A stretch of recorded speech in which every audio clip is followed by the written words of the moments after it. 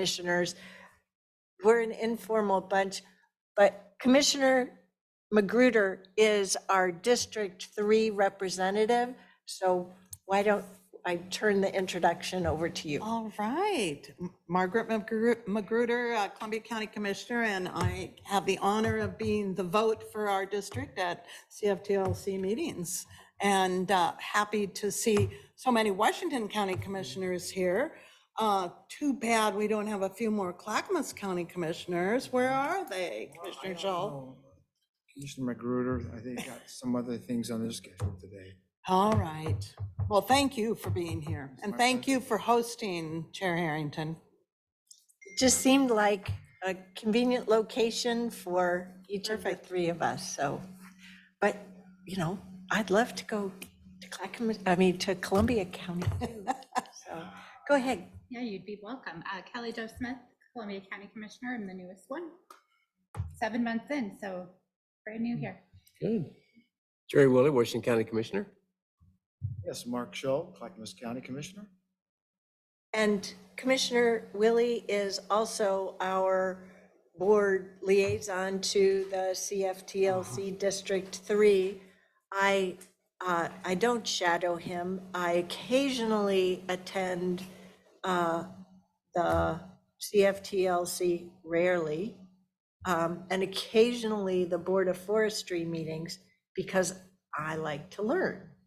So, but he makes sure, he helps me understand things, so. And I'm Pam Treese, Washington County Commissioner. I'm also District 8 Chair, which is Clackamas, Washington County, and Multnomah County for AOC, and just where that connection comes together with CTFL. Hello, everyone. Welcome to Washington County. And my name is Nafis Fay. I'm a Washington County Commissioner. I represent District 1, which is Beaverton, Aloha, Cooper Mountain, and Reedville, and Garden Homes, which is a reapportionment. So welcome. Good to be here. Much. Thank you for the invitation. I do appreciate it. I am Tillamook County Commissioner Dave Yamamoto, also Chair of the Council of Forest Trust Lands and the Forest Trust Lands Advisory Committee. Again, I appreciate very much the invitation, and I will answer any questions that you may have of me moving forward. Great. So again, thank you. Would you gentlemen like to introduce yourself, and then I'm going to ask our audience to introduce themselves too. Good morning or good afternoon. My name is Mike Caffaretta. I'm the District Forester here in Forest Grove, including Columbia County. Good afternoon. Good to be here. I'm Mike Wilson. I'm the State Forest Division Chief. Hi, I'm Nick Palazzado. I'm the Resource Support Unit Manager for State Forests and currently acting for Ron Zilli as Deputy Chief while he's on vacation. Well, thank you. The Oregon Department of Forestry is well represented to help us learn more. Tom, could you go next? Good afternoon. I'm Tom Carr. I'm the County Counsel for Washington County. He keeps me out of jail. That's scary. I say that facetiously, of course, but he does a great job for us. Sir. I'm Tom Riggs. I'm the manager of Clackamas County Parks and Oh, cool. Thank you for joining us. Ma'am. Oh, oh, right. It's great to see you in person. I haven't had the opportunity yet. Great.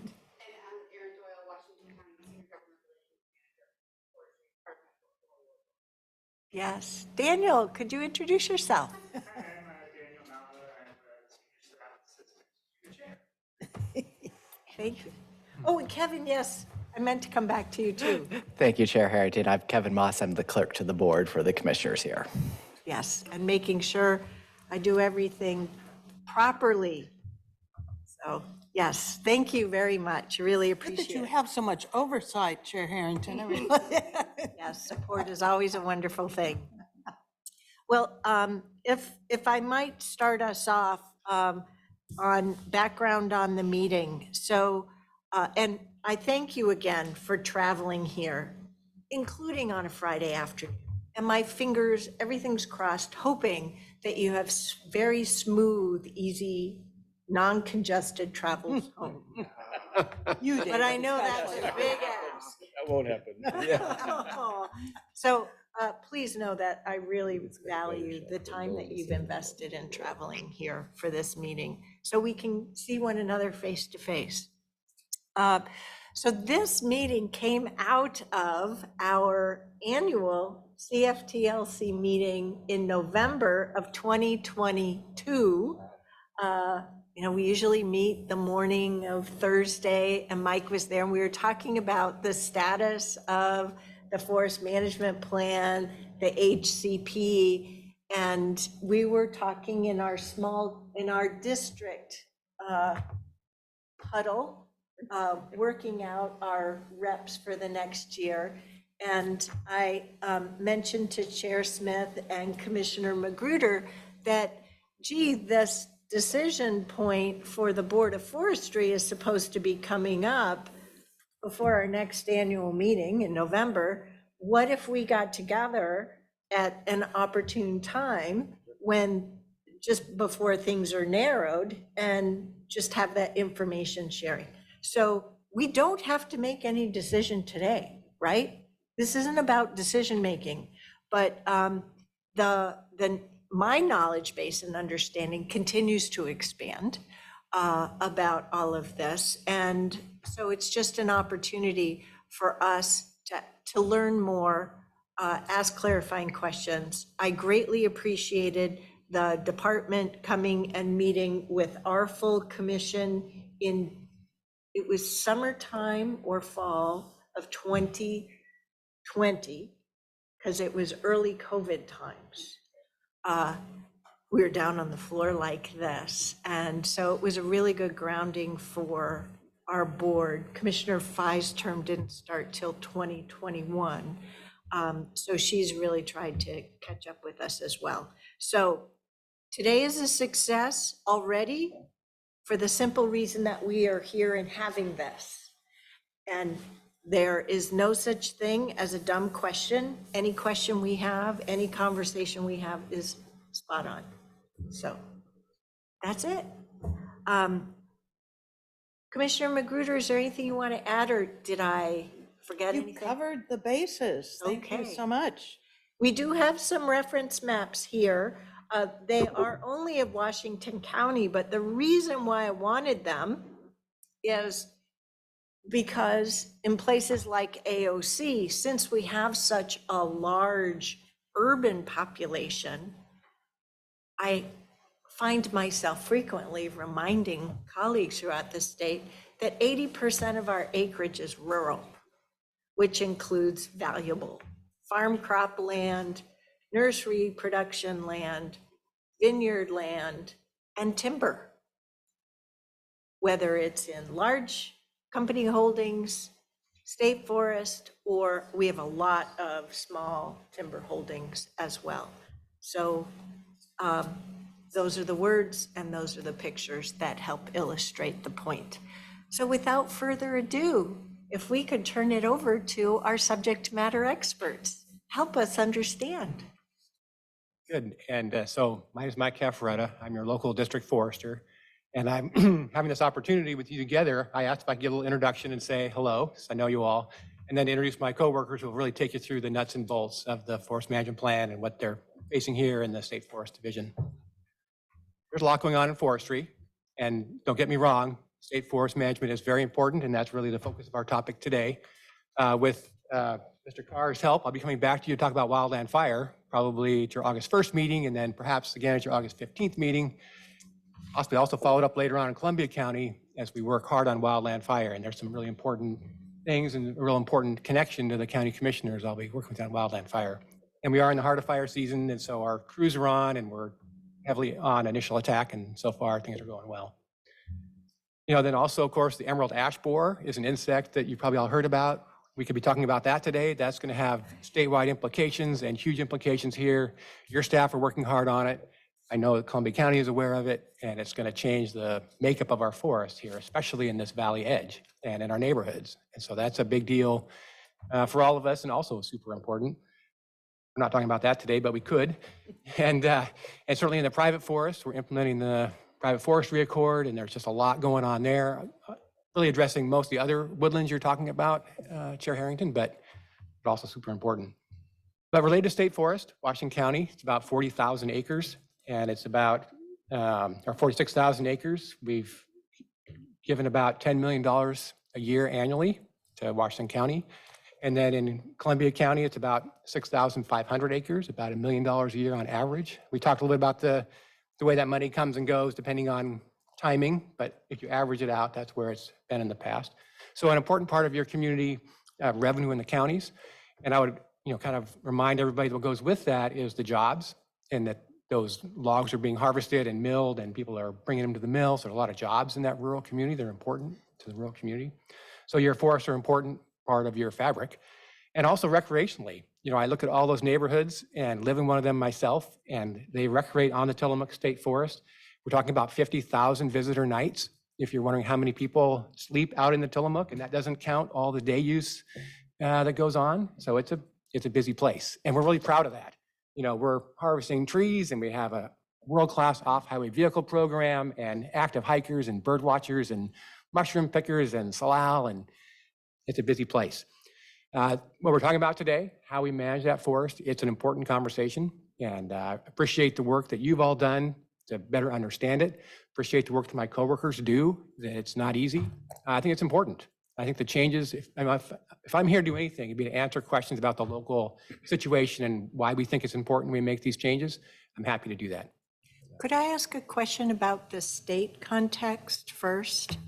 And I appreciated that Commissioner Willie, and I assume you were there at the Oregon Board of Forestry meeting out in Sisters recently. And I had, through our constituent report, so all of my colleagues and I received an email that talked about how the state forester, Cal Mukomoto, did I pronounce that correctly for a change? Whew, okay, that he talked about the backlog of sales that are under contract. And I'm just wondering if the current scale of, if I use that term backlog or just pipeline, I'm not trying to really use any particular label. Is it at a typical level, or is it at an atypical level, either larger or smaller? And one reason that I'm interested in hearing is, or in asking this question, is because we know in general we have low unemployment across our various sectors. We're having challenges in government, and I know we're not alone in hiring for our workforce. And so when I think about the mills that are important, not only here in Washington County and our 3 counties, but all of our counties, I don't know to what degree the mills are having difficulty maintaining their workforce or growing their workforce, let alone the logging community that helps log these properties and get that timber to the mills and then onto the market. Could you help me get Maybe I'll somewhat? introduce my coworker, Mike Wilson. And I did not mean to ask a loaded question, so if there is a resource, an article or whatever that I should go read, I'm all for that homework assignment, so please know that. Chair Harrington, thank you for the question about that pipeline. I'd call it a pipeline rather than a backlog, because Great, yep. We sell sales with a time horizon to harvest it that gives the purchaser some choices. Yep. And so they have 2 or 3 years to harvest a sale, and I was speaking with Commissioner Smith about that. They like that and are willing to pay a little more to have flexibility. So Yeah. trade-offs there. Locally in Washington County, we don't have most of those sales are harvested. We don't have a large backlog is the right term. We don't have a lot on contract. They've really gone through them.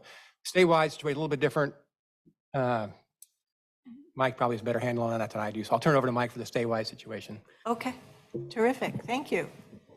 Yeah, I'd say it varies quite a bit. It is atypical. I don't know exactly how atypical. It's a little bit difficult to characterize because we always have a fluctuation Yep. in how our purchasers harvest. Our timber sale contracts are generally about 3 years long. So even though we might sell a consistent amount of volume every year, the rate it gets harvested depends on market conditions. Yep. And operator availability and all of that.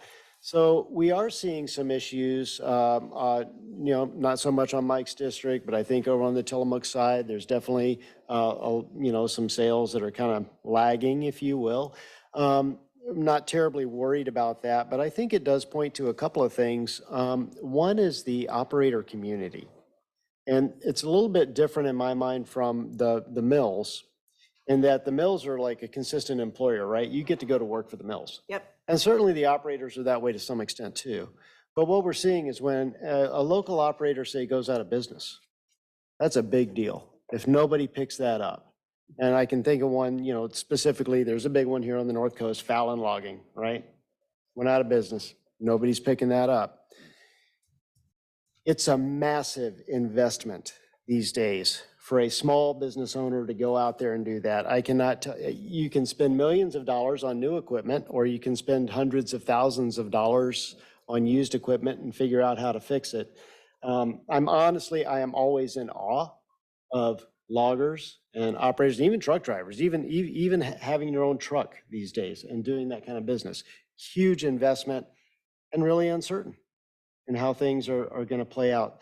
And we started seeing this, especially in the trucking, actually, even prior to the pandemic. We were having trouble, or rather our purchasers were having trouble, I think, getting enough log truck drivers to deliver everything. And things were really hot and heavy, right, before the pandemic. We had historic high volumes. If you look at your county report that you get every November, you'll see that, they harvested what they had on contract and what they were buying, right off the bat. So yeah, there's definitely we're in a place right now where they're not harvesting as much as normal. Thank you for that context. I appreciate it. I didn't mean to keep you from presenting your topic. All right. Well, great. This is great to be here. Always enjoy engaging, and especially in a nice environment like this. It's just, it is really great. So one of the things is, as we were teeing it up last November, when you came to me to ask about that, and say, yeah, I'd love to come talk to you. We're not meeting the same timeline that we thought we would have back then for a variety of issues around our own capacity. And then also just certain technical aspects of the work taking longer than we envisioned. So we don't have a draft FMP out on the streets yet, but it will be coming out soon. I'll talk about that a little bit more when we get back to the next steps, but it will be coming out soon, and we'll be engaging with FTLAC and also have a meeting open to the public about it prior to the September board meeting. So I'm happy to give you a brief, I don't think this presentation really takes us that long, but we'd like to give you an overview of where we're at with the forest management plan, what we've gotten so far, and what it looks like ahead. So before I start with the forest management plan, and I'm going to use acronyms, and you can feel free to tell me to stop. I have a bad habit there, right? Like any bureaucrat, I suppose. Subject matter expert. Okay, thank you.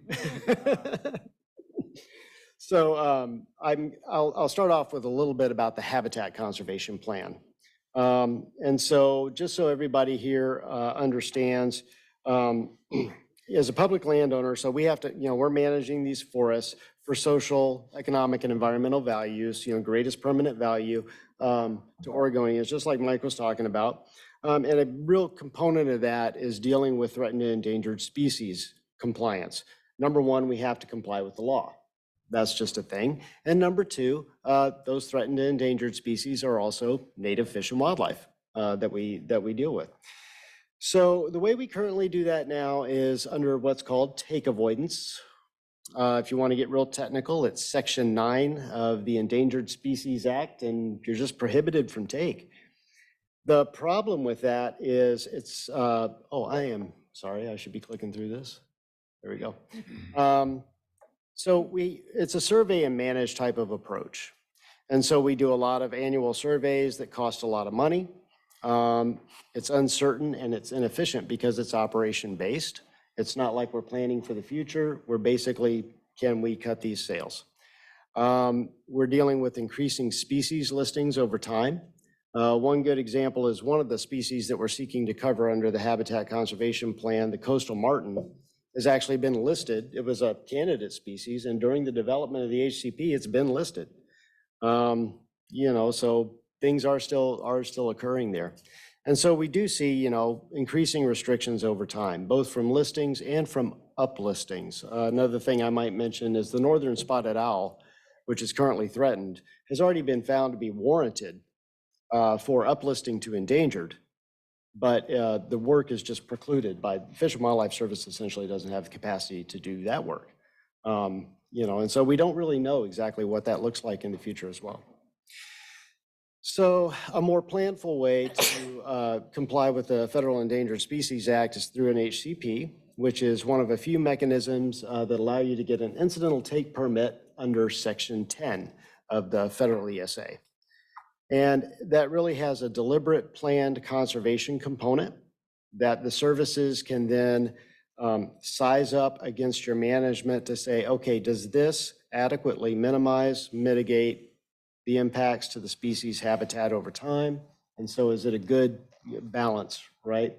Does it meet their need of being able to say, yeah, this is okay as a plan for, X number of years? Years is an issue to them. We're going for a 70-year permit term with this HCP. They will not do my understanding is they will not do anything over 99. So there's that. But of course they have their a little bit of hesitation and the uncertainty involved just with what's going to happen with species over time as well. So 70 years is a pretty good deal for us in terms of being able to have that operational certainty. And we are seeking to cover 17 species, 10 species of fish, 2 mammals, 2 birds, 3 amphibians. I think there's 11 fish. Okay. And so basically that gets us out of this routine of doing the survey and manage approach. So being able to be planful about what we do just has benefits both ways, both for conservation, but also for us, knowing what we're going to be able to do. It doesn't save us all the money. There's monitoring involved in everything with an HCP, but it allows us to be more efficient and strategic in that type of, so there could be survey work associated with that, but it allows us to be strategic with it, more efficient with it, and it's also more meaningful in that it's not just surveying to say, hey, can we cut this sale? It's surveying to say, hey, our strategy's having the effects that we intended. Could I ask you a question about the current, where it says increasing species listings over time versus the compliance of 17 species? It seems like a bit of a disconnect, but how do you align that? What was the reasoning to jump to this?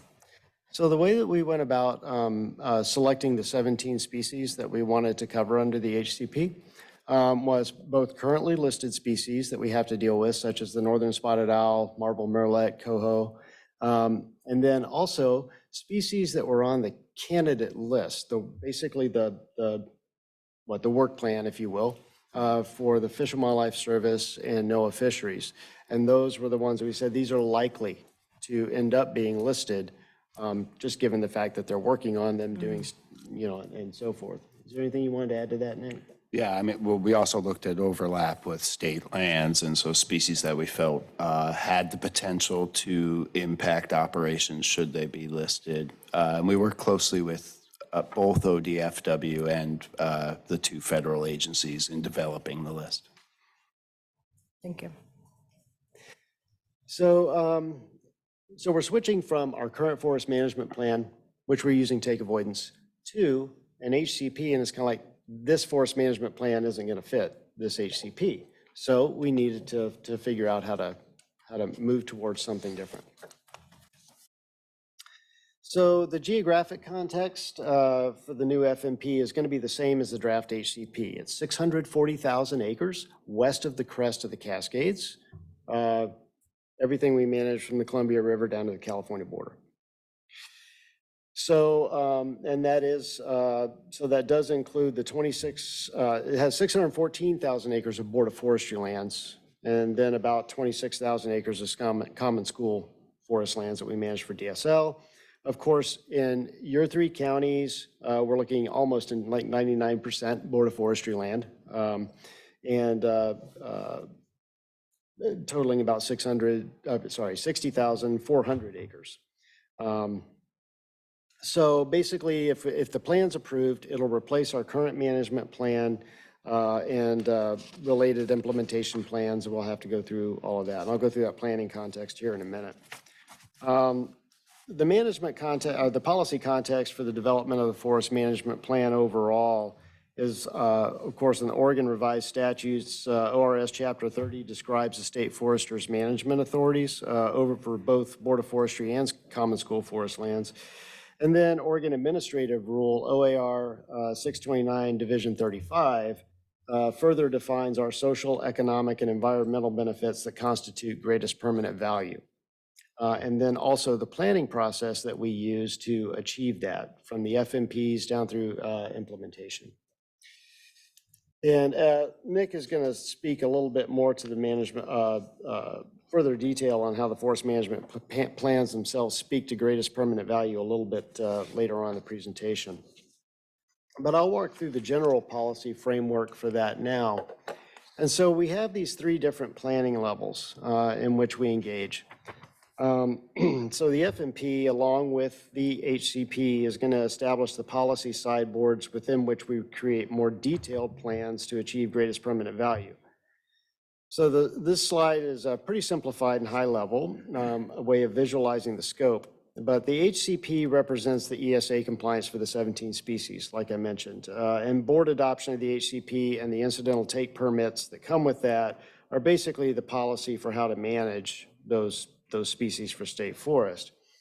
And it's a fundamental underpinning of the FMP. But while the HCP provides the direction for the 17 species it covers, the FMP really is the thing that sets the goal for all the other management, all the other forest resources. So it constitutes the Board of Forestry's policy for the management of state forests overall. So while the HCP is like this 800-pound gorilla, right? You know, it really isn't the thing for the board. The real thing for the board is the FMP. I mean, they both are, but you get what I'm saying. And as such, the FMP is formally adopted as administrative rule itself. And it's important to note that while the HCP will set certain requirements, there's still a lot of stuff to be figured out. So the FMP goals are distilled down then into more specific implementation plans.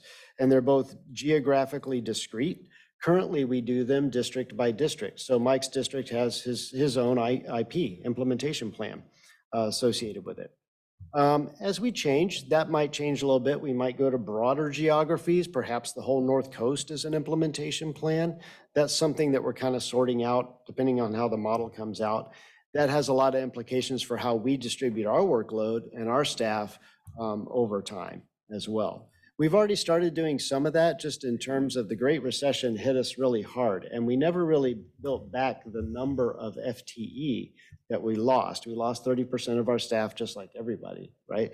And so we did develop some things through our workforce reorganization where we flow to work and just kind of recognizing that cross-district boundary assistance and so forth. And also just doing a better job of having awareness on what other districts need. So, and typically those that also temporally, they're set for about a decade. And I don't really see that changing as we move toward the HCP, IP implementation plans really being that 10-year piece. A lot of our review processes, reporting processes for the HCP, we went ahead and kind of tied it to that schedule because it's familiar and it's also something people can, it's bite-sized. They can get that. They can say, I can see the next decade. Seeing the next 70 years is a real You know, that's kind of tough, right? But in the next 10 years, okay, we can handle that. And I'll actually just go ahead and say it's a place where we haven't gotten the engagement that we really want over the years from folks.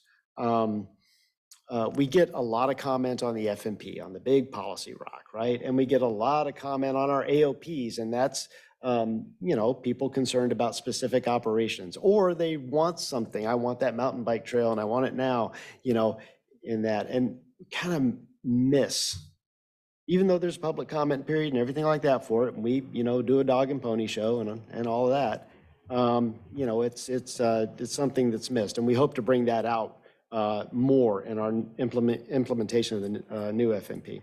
Is that because a layperson like me doesn't quite understand that if I'm interested, and I'm just going to use the examples you gave, if I'm interested in that trail, or if I'm interested in seeing a particular fish run on thus and such stream that may happen to be in some particular area, or salal harvesting or some mushrooming, I don't know what else. Is it that as a layperson, it's easier for me to identify with the ops plan when really your expertise is telling you I need to engage at the implementation plan level? There is some of that, and without putting it all on the layperson, I'm going to say that in the past, we haven't. Well, I'm a good layperson example to use because you're not going to offend me, okay? Thank you.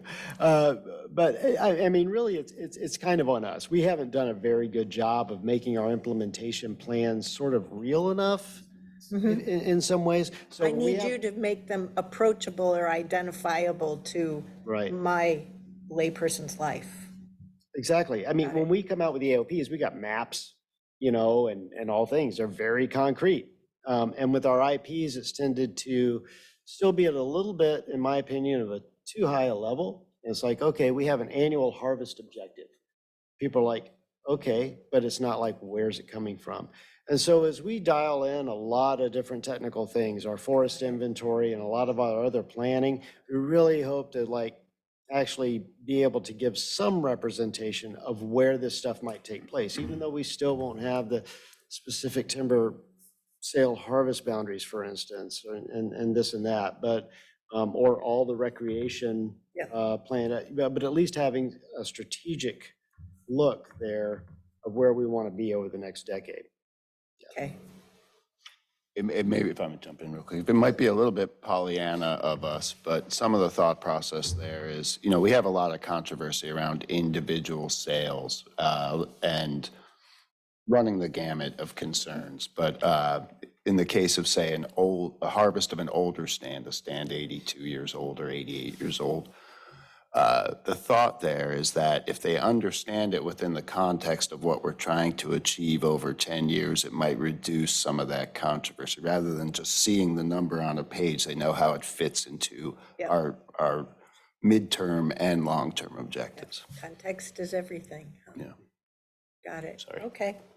Great. So that's the planning, that's how that the planning levels sort of go. And so in the FMP engagement piece, I did want to cover kind of how we've developed this so far in terms of who we've talked to and so forth. And I'll start with the tribal coordination. And, you know, I think it's really important always to frame this. The indigenous people of this land, they applied their management practices and adapted to change on the landscape that we currently manage since time immemorial. And so they really do have a rich ecological knowledge that we value and seek to incorporate it into our management. And we're really trying to basically up our game. And we're trying to do it across the board from the state forest perspective, certainly. So to date, we've conducted a total of 6 tribal work group meetings with the 9 federally recognized tribes in Oregon to develop the FMP cultural resource goals and strategies. And that collaboration is ongoing and will continue as we can implement the FMP over time as well. We've had 5 meetings open to the public between May 2021 and February 2023, average of 50 to 70 attendees per meeting. Pandemic certainly helped with that. And our next meeting is going to be sometime in August, this August. We had some joint stakeholder meetings as well. 3 of those with, say, 20 to 40 attendees between August and December of 2021. And those are, as we have a meeting open to the public, we typically had an additional reach out to stakeholders and say, hey, if you want to talk to us more, we're happy to have a smaller meeting. And then we collected public feedback on the FMP strategies. We got a heck of over 3,000 survey comments and over 300 emails providing us some comments on the strategies. And then, of course, we keep having ongoing meetings with the Board of Forestry to inform them of the development of the FMP, including the goals and strategies and the management approach. With the Forest Trust Lands Advisory Committee, we're having ongoing meetings. Our next meeting is going to be on August 11th to provide more detail on the FMP. So always a great point of engagement for us there as well. And then our state partners, ODFW, DEQ, DSL, we've been meeting with them to review and discuss components of the FMP all along as well. So with that, I'll turn it over to Nick and he can talk through some more details. Thanks, Mike. Okay, so we thought it would be worthwhile to spend a little bit of time just reviewing the components of the plans themselves and then providing a little detail around each. A little bit dry, and I apologize for that, but Chapter 1 is the introduction, obviously. It describes the purpose and the scope of the plan, including the guiding principles, which are developed and approved, well, developed by staff, approved by the board. And then also that, discusses the lands that are governed by the plan and how it relates to other plans and processes, both internal and, other agencies or statewide. There are some major plan themes. These are things that sort of, regardless of the resource, you always want to be thinking about, in terms of, they're sort of overarching, objectives of the plan. And those themes are greatest permanent value, which I'll go into a little bit more detail here in a second, diversity, equity, and inclusion, climate change, sustainability, and adaptive management. So that's Chapter 1, just sort of setting the stage. Chapter 2 describes our management approach. And what that is trying to provide a vision for how management of the resources, and by resources we mean, everything from wildlife habitat to timber to clean water, et cetera, to opportunities for recreation. But so the management approach describes how those resources are then integrated across the landscape to sustainably deliver the diverse array of benefits that Oregonians desire. Chapter 3 is the actual forest resources themselves and the goals and strategies associated with them. It provides a description of the current condition of those resources, so sort of a baseline assessment at plan initiation. And that provides context for the management. And then it also includes the forest management plans, goals, and strategies. Goals are defined in rule as what ODF intends to achieve. This is a paraphrasing. What ODF intends to achieve for each forest resource in the planning area, whereas the strategies describe how ODF will manage the forest resources and identify techniques that the state forester may use to achieve the plan's goals. Chapter 4 is guidelines. It states the general guidelines for asset management, for plan implementation, and also for revision of the plan, for adaptive management, and then for public engagement. Just saying next slide, so I'll try not to. So going to dive into the management approach, and I'll spend a few slides here trying to give a brief primer. The management approach is intended to provide a vision for what management will look like across the forest during implementation and what the public will see on the landscape when visiting the forest over time. It's a relatively high-level vision for management across the forest to achieve greatest permanent value and to address the other major themes of sustainability, climate change, DEI, and adaptive management. It's not intended to provide instructions for implementation in the field, so it's not the how-to guide, nor is it the marching orders per se. Those reside in the goals and strategies, also in policies and in our implementation plans, which Mike just talked about. What it does do is provide landscape context to address how different areas are managed for different objectives, and the forest as a whole provides for GPV, greatest permanent value, sorry.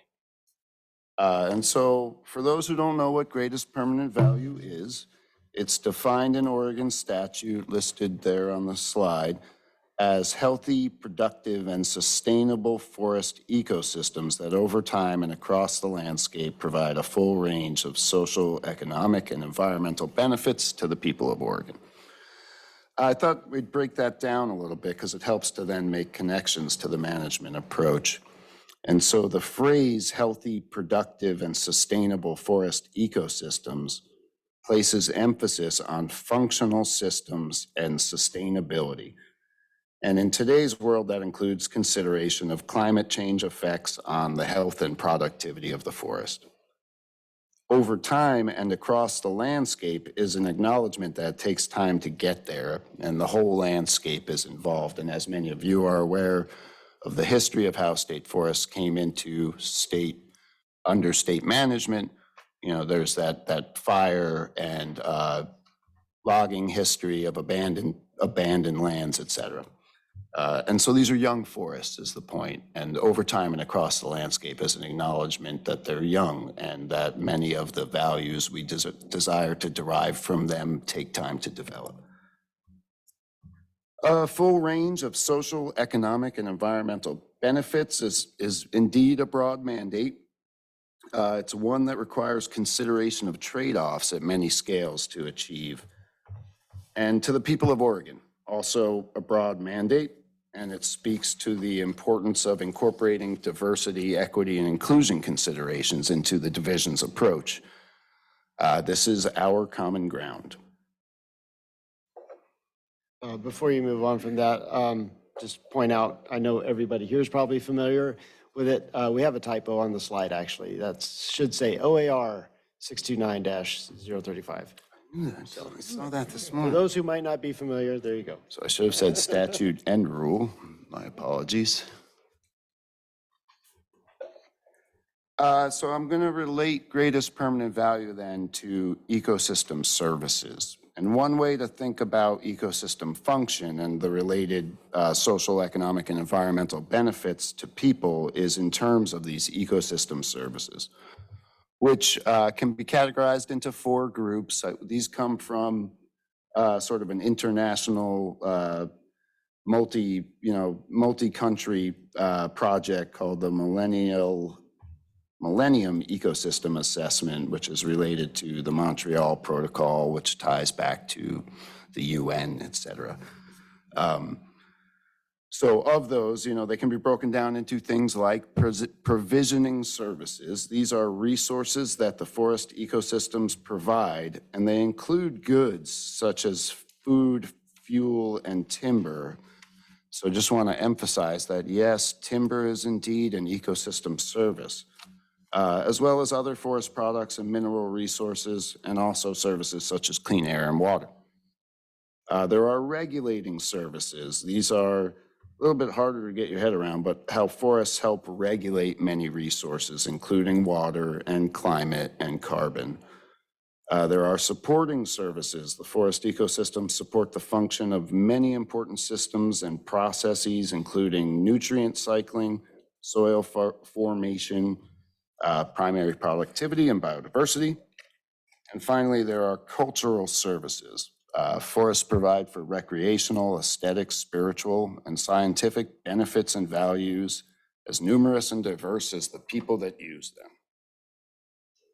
Thus, ecosystem services include all of the social, economic, and environmental benefits that are required under greatest permanent value or otherwise desired by the public. The latter includes carbon storage and drinking water, which aren't explicitly listed in greatest permanent value rule. Many of these services are recognized and embedded in greatest permanent value and reflected in the guiding principles for the plan, for plans past and present. And managing for ecosystem services provides for community well-being at local and state levels. It's also important to note that in this framework, timber and economic benefits to local communities aren't incompatible with other values and benefits. They're part of the many services that the forests provide. And in our current business model, which I think most of you are familiar with, it's in fact how we pay for all these other benefits and services that we derive from these forests. I'm gonna go to the next slide. Don't get too bogged down in all the text. It's more conceptual, I think, for this conversation. In addition to identifying many important outcomes that contribute to community well-being, the concept of ecosystem services creates a framework that recognizes how social and economic needs are supported by healthy ecosystems and how society provides services in turn to those ecosystems by supporting their function. And so the diagram is really trying to illustrate that reciprocal nature of our relationship to the forest and the importance of active management, which is a key tenet of greatest permanent value in protecting, maintaining, and enhancing those ecosystem services. And so on the left side here, you have the ecosystem services to Oregonians. The right side lists some of the many services that humans provide to ecosystems, and that includes cultural and natural resource stewardship, habitat restoration, pest management, and reforestation strategies. So to be clear, this isn't to imply that forest management is just about ecological function, but the notion is that ecological function is key to the sustainable provision of these services through time. And this is particularly relevant within the context of climate change and promoting resilience in managed forests. Again, complicated figure, but just want to sort of walk you through it a little bit without going into the finer print. And so under this new forest management plan, we will use what we are calling an ecologically sustainable approach to forest management. The term comes from existing literature, particularly a 2012 paper by an international team of scientists that frames retention forestry in this context. So this comes directly from the forestry literature. Table presented here is adapted from their work, and then it's modified to reflect state forest considerations. Hang on. Yeah. You lost me on the journey. I thought I heard you say retention forestry. Yeah. I don't know what, and I see the word retention there, retention of legacy structures in all harvest. Yeah, and so Could you help me a little bit so I get back on the train journey? yes, thank you. And a good note to myself that that's jargony. And Mike, clean up whatever mess I make trying to describe what retention forestry is. But sort of in contrast to a traditional or a clear-cut that just meets minimum standards. Yep. Retention forestry is a notion of sort of keeping important components in any given harvested unit, particularly large trees. So in my layperson experience, I've seen a lot of clear-cut forestry. I have friends who've worked in the timber and paper industry. I identify with why that was a useful approach. But I've also learned a lot through the city of Forest Grove's watershed and the timber management that they've done there with a lot of select harvesting for the sustainability of the forest. And so it's that latter example that helps me better identify with retention forestry. Am I I don't mean to oversimplify, but for me, that's how I'm back on your journey. Yeah, I don't think that was an oversimplification, although we're not, to be clear, we're not proposing that we're adopting some, like A a particular single technique. approach Yeah. that is Yes. this retention Yeah. forestry approach. Yeah, but it helps me get my general head back in the game. Yeah. So sorry to interrupt your flow. No, thank you. I appreciate it. that. And yeah, I mean, I think the point was this is this is a concept that is being applied globally to managed forests and not just, to wilderness, et cetera. Yep, okay. Thanks. Glad to have a forest. So an ecologically sustainable approach to forest management, it's about ecosystem services, as I said, and about promoting resilience in our forests to address uncertainty and risk. This approach to forest management is to sustain and support the ecological integrity and productivity of the forest and thereby improve resilience and the capacity to adapt to change over time. And so there obviously, therefore, key to this approach is active management for multiple values at multiple scales. And this figure is intended to illustrate how it can be used to promote healthy, resilient, productive, and sustainable forest ecosystems at multiple scales. So on the left, we have conservation areas, which are used to ensure habitat protection. These are distributed across the landscape, which improves resilience and function. In the middle, we reference some of the considerations for landscape management, including the composition and structure of the forest, which are both important components of resilience, habitat connectivity, and also the location of harvest units and roads. And then on the right, we see some of the stand level considerations. And so these include things like young stand management, what type of harvest, retention of biological legacies, and pest management. And these are by no means exhaustive lists, but through consideration of these multiple values at multiple scales, we work to ensure sustainable provision of greatest permanent value and the associated services. And again, timber and economic benefits to local communities are ecosystem services. And in our business model, timber revenue is the primary vehicle to pay for all the other services. This isn't in conflict with this management approach. It's just important context for state forest management. And an ecologically sustainable approach can look different on different ownerships, federal, state, private, and it's contingent on the mandates for that forest. The fundamental premise here is that healthy, diverse, productive forests maintain and enhance ecosystem services and the benefits the public derives from them, and are the foundation upon which a sustainable working forest model is built.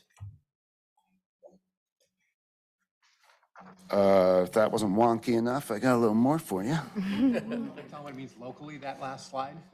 Yeah, go for it. Can you go back one slide? Yeah. So what I think that means locally for us in Washington County, that left box says conservation emphasis areas. We have large areas of the forest, the Washington County forest lands that are really dedicated to that. Around Kings Mountain is a big conservation emphasis area. Along the San Marie River, there's a long corridor. So we have areas that are really heading in that direction to provide a whole bunch of benefits. And then some of the lands around that, it's more actively managed with more timber harvest. And within that, there are, retention trees and wildlife leave areas and riparian buffers and stuff like that. But I think when you look at the Washington County or the Columbia County forest lands under the new plan, that's what you would see. It's not that different than the current plan. A little more emphasis on the conservation side than our current plan. Anyway, that's a local interpretation of that. I'm not getting myself too far off the beaten track? No, it's a All right. great segue, actually. And so as Mike was kind of describing this, under the HCP, we effectively have sort of emphasis areas. There are conservation areas defined in that habitat conservation plan. Management therein isn't prohibited, but it's got it directed more towards the habitat objectives of that plan. Outside of those areas, then obviously is where we'll have more of a timber production focus. And so these notions of emphasis areas fit somewhat relatively cleanly with our existing forest land management classification system, which probably I won't go as deep as I have here on the page, but to give a little bit of background, it's defined again in Oregon Administrative Rule. It describes the forest resources the classification is intended to address and the appropriate range of management activities that will apply to a particular area of the land base. On our state forest land, timber revenue funds the majority of management activities, and they're also the primary vehicle for providing economic benefits to rural communities. And so an emphasis on those production-oriented goals and associated silvicultural strategies therefore takes priority on a significant portion of the landscape. And so under FLMCS, we have a general ground designation, general stewardship lands. And those are the lands where the production of timber will be the primary objective. Important to note that general stewardship lands managed for timber also provide for other ecosystem services, such as clean water, carbon storage, and wildlife habitat.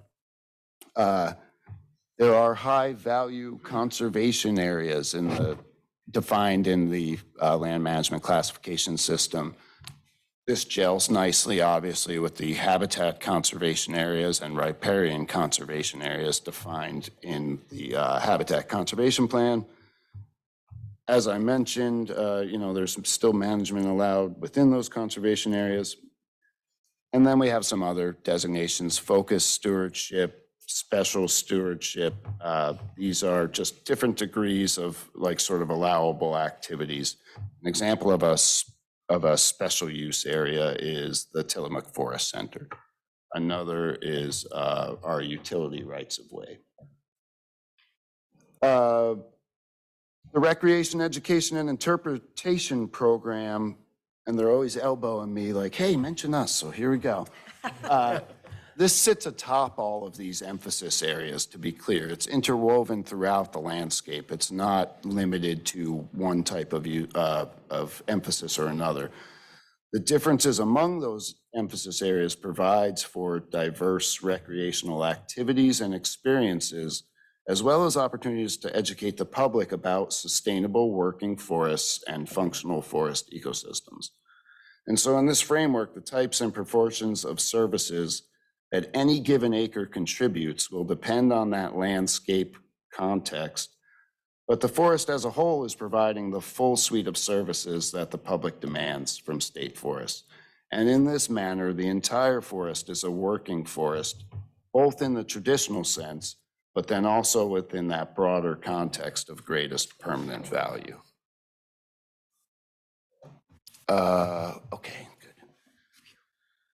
So administrative rule for forest management planning requires that the plan provides a description of current condition for various resources and then goals and strategies for each. And so here you see the 13 resources that are addressed in the draft plan. They include timber, transportation, cultural resources, recreation, visual or scenic resources, special forest products, mining, agriculture, and grazing, which we don't have much of on our lands, but there are specific rules around them and sort of who's able to do what there. Soils and geology, carbon, which is not in rule, but we added based on the public meetings we've had to date and board interest, so board and public input, I would say, led us to add carbon. We also have, for those of you who aren't aware, a climate change and carbon plan. Is that the right? A agency-wide climate change and carbon plan. And so we tried to integrate that into this plan, or show at least how they align. And then, air quality, aquatic and wildlife habitat, and sensitive plants. Goals, just to be clear, are, and as defined in rule, are statements of what the state forester intends to achieve for each resource within the planning area, consistent with greatest permanent value. Strategies then describe how the state forester will manage the forest resources to achieve the goals articulated in the plan. They identify techniques that may be used to achieve the goals during implementation. Thought I'd show a single, relatively simple strategy as an example of how this plays out in the plan. And that was great that you mentioned salal and fungi earlier, because this is the example that we're using here. And so we're calling those special forest products. Historically or traditionally, people might have known some of these other things as non-timber forest products, but this seems to be the new buzzword. So when we're saying special forest products, we're really talking about, collecting ornamentals and edibles, firewood, etc. And so in this case, the goal for special forest products is to provide opportunities for sustainable harvest of special forest products for recreational, personal, and commercial use. Pretty straightforward, right? And then the strategies that we will employ to achieve the goal are to sell permits for sustainable commercial harvest and provide the public with information on the locations of products consistent with other goals and protection of resources.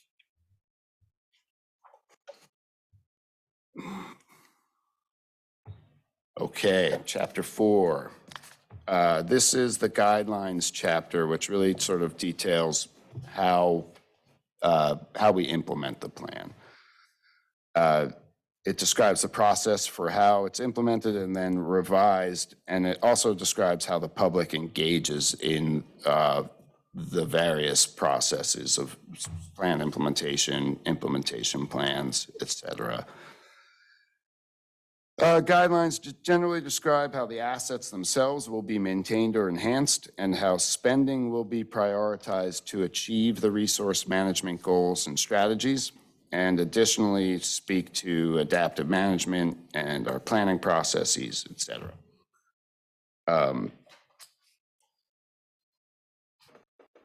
I'd talk a little bit about adaptive management. Different notes here than you got, mister. This stuff's all gone. Hold on.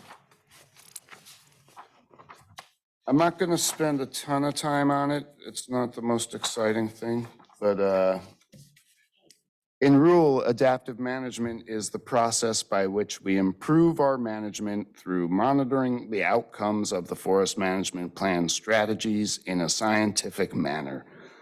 The guidelines outline what this process looks like in terms of decision-making and monitoring and research. And one change compared to the current forest management plan is we describe adaptive management as a tool within the broader scope of decision-making. The reason for this is that if steps for making a decision and the role of adaptive management are not clear beforehand, it can lead to monitoring for the sake of monitoring without applying new knowledge. So we're really trying to hardwire the adaptive management process more formally into the work that we do than it has been for the past decade or so. Adaptive management is primarily for decisions in which uncertainty makes the outcome unknowable without monitoring alternatives. And by using this tool, you can reduce the uncertainty of future decisions. I got one more on public engagement. Can I ask a question on adaptive management first before we move on? To me, adaptive management means we kind of, we evaluate as we go through the process. And as you pointed out, Michael, this is a 70-year plan. So we're going to need to be constantly monitoring. And are there options in this where if we need to make a tweak here and there, we can do that? Kind of a rolling evaluation? Yeah, great question. And there is. Specific to the FMP, one of the things that we'll be bringing the board in September is an adaptive management plan, a draft adaptive management plan that goes with this. So these are adaptive management guidelines that are in the plan. They tell us how to make the adaptive management plan, which is outside the plan, which is good because that will need to change more frequently than rule, for sure. Contained in that adaptive management plan are going to be performance measures with specific targets. And if we take a really simple look at this, we could be talking about X amount of timber volume target and X amount of carbon storage target. And the board can set those targets. And then as we learn more over time, both in the performance, our performance and implementation and ability to attain those targets, but then also what the science evolves to tell us about what's necessary that affects that. And then the board's able to change those over time on a regular basis. And I would imagine they probably wouldn't make major changes more than an implementation plan period of 10 years, but then that allows them to adjust as we go along. It's not the only thing that we would adjust with the adaptive management plan. There's a lot of other stuff that we would monitor and use more internally, and they're looking at much bigger rocks, but same process. And it is really important. I mean, because at the end of the day, all you have is uncertainty, right? I mean, my crystal ball certainly doesn't work very well. So, we really do have to be able to make those. And I'll just pile on a little bit here with the adaptive management has been very difficult to implement successfully in a lot of different situations. And that is because not everything calls for adaptive management. Like Nick was saying, you really need to have the problem context sorted out correctly, and then have an idea of what you do if. And so it's very structured. And so even though it's true when people say plan, do, check, that's always kind of rubbed me the wrong way because it's a little too casual for what we're really talking about. And then some decisions, quite frankly, are not a matter of adaptive management. They're a matter of changes in direction of management for political or other reasons that really don't have anything to do with the science around it. Yeah, I was thinking of all of the legs of the stool, the greatest permanent value details. But I was also thinking on the environmental side, because there seems to be a lot of, disagreement about what we should be doing in that and that balance we maintain there. And I think, I guess I'd classify that as unintended consequences. So as we, it's encouraging to know that as we roll through this, especially the first 10 years, we are going to need to have the ability to make adjustments in there if we overcorrected in one way or another. Yeah, and there's different mechanisms for doing that. Yeah, for sure. And depending on the context there. Context within the FMP, context within the HCP strategy specifically, and that kind of thing. There's different mechanisms depending on what the question is, the outcome, and the desired change. Yeah. Yeah, the Habitat Conservation Plan itself also has a chapter on adaptive management where it really tries to lay out how those things that we're talking about here, sort of what are the sources of uncertainty? How will we respond to that information? What is our agency sort of beholden to in that context? Should it come from the services, say, versus, and vice versa? So that it's part of that assurances and no surprises, which are key concepts of the value of a habitat conservation plan. And so we're trying to lay out, to the extent that we can in advance, sort of how that will play out between the agencies, leading to change or not, and doing so in a way that doesn't have unintended consequences for our operations. Yeah. Yeah. Okay. Can I see if I've got this concept with regard to adaptive management? And I may be totally wrong. So from my layperson standpoint, adaptive management allows you, it's an intent to use a range of techniques as informed by the best available science of techniques, but also data in a specific time range. For example, we know in the past decades, spotted owl was a big species of concern. And we've just heard today that and I didn't mean, I know there's a specific term of art for species of control. That's not what I'm trying to use, right? They're these sensitive, and these sensitive species change over time.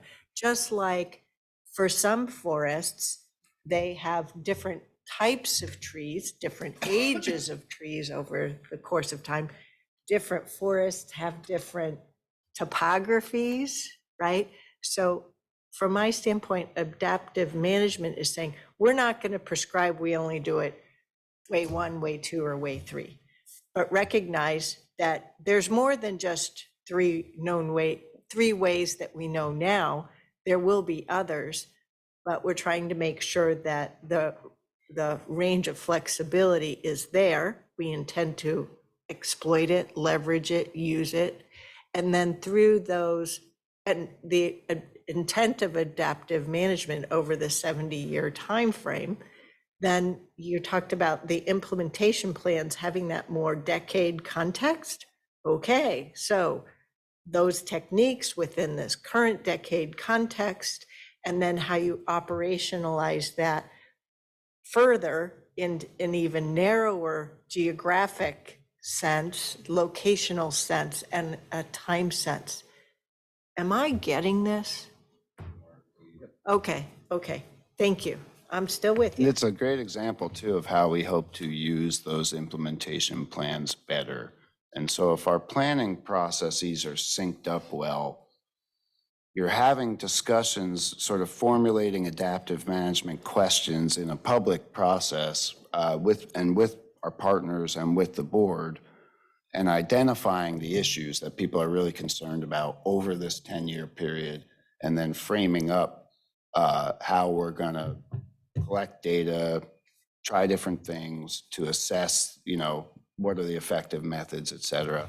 And then at the end of that 10-year period, you can say, well, what did we learn? What did we get where we wanted to get to?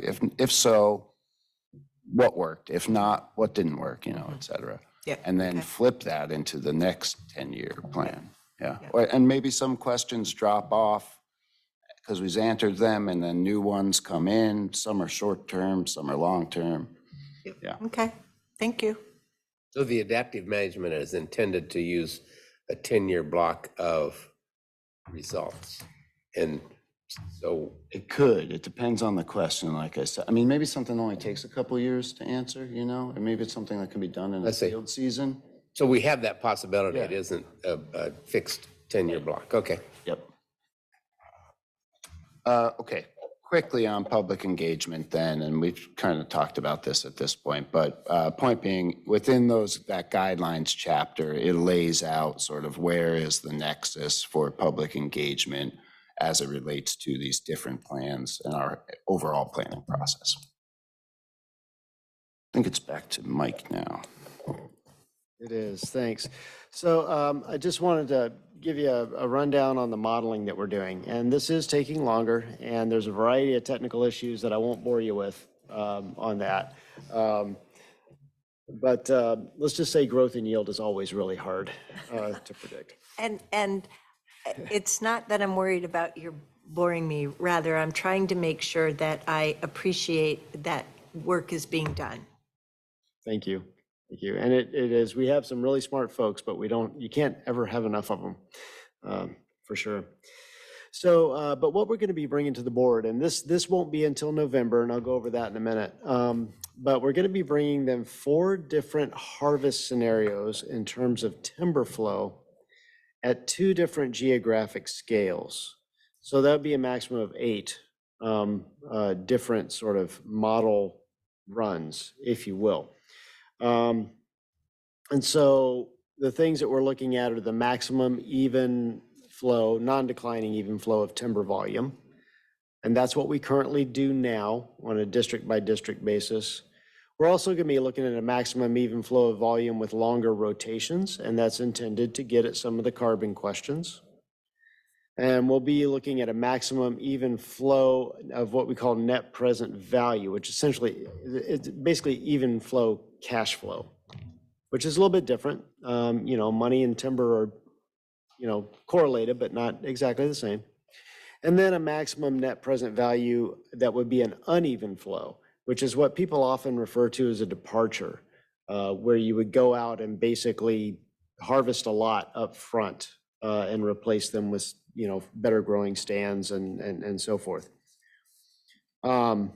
So we're going to be doing that at two different geographic scales. One is the district by district scale, which is our current practice.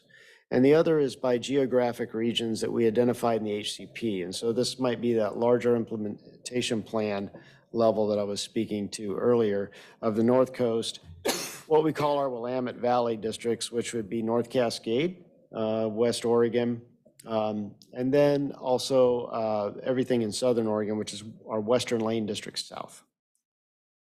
And, you know, from the standpoint of the footprint of where the forests are, where the ownership is, that you know, clearly the North Coast is the big one there. But anyway, so like I mentioned earlier, the board will use, basically they'll use the outcomes here to set those, help them set those initial targets for their performance measures, right? Like, oh, what should a carbon target be? What should a harvest volume target be? And that kind of stuff. And it's like, well, you know, here's kind of a range of options. And some of these, I'll go ahead and say, you know, of the 8, some of them are more important than the others. And so we have prioritized them in terms of being able to walk people through from the current understanding of our district by district sort of into this other geographic and also the flows, because we've always done even flow, right? It sure is easy. Sure is a convenient thing to digest.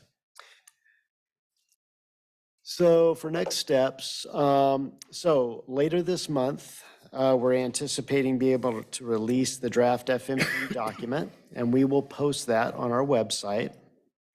And you know, I did make that commitment to folks to give them plenty of time ahead of just the regular board staff materials coming out to be able to understand, digest that plan and formulate testimony to the board. But it will just be the document. Then on, in between there, not on this timeline, but August 11th, we'll have a Forest Trust Land Advisory Committee meeting and then and present there. And then we will have later in August a meeting open to the public to go over it there as well. So that all leads up to the September 6th Board of Forestry meeting. So they'll get the draft FMP, the draft adaptive management plan, and their draft performance measures. So they can chew on that for a while and see how they feel about the document and everything. We're not really teeing it up to ask them for direction that day. However, we anticipate then the modeling will roll out. If everything stays on schedule, we should be able to package things fairly well by the end of September and be able to start developing the staff reports and everything for a board meeting. Now, the October board meeting's a retreat, so that's off the table. And there's nothing else until January scheduled. So we're going to be scheduling a special board meeting sometime in the very late November, early December timeframe. Definitely we will be avoiding the AOC annual meeting for sure.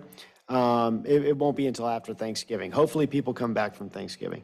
But anyway, we'll be presenting then the modeled outcomes. And I want to get those out in front of people before just the staff materials of the board. And so we're working on some tentative dates for an FTLAC meeting there as well.